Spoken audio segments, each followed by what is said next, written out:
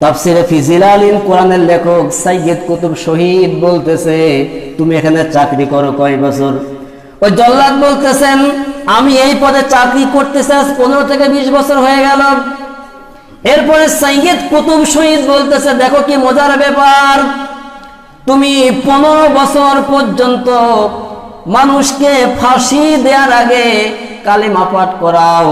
তোমার এই কালিমা তোমাকে বেতন দিয়ে রেখে দেওয়া হয়েছে।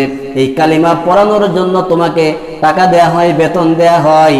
এই কালিমা পড়ানোর মাধ্যমে তোমার রুজি রুটির ব্যবস্থা করা হয়।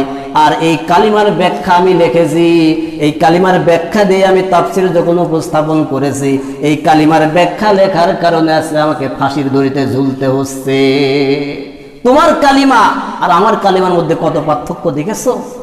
একই কালিমা, এই এক কালিমা কারোর জন্য রুজি রুটির ব্যবস্থা হচ্ছে, আবার কারোর জন্য ফাঁসি।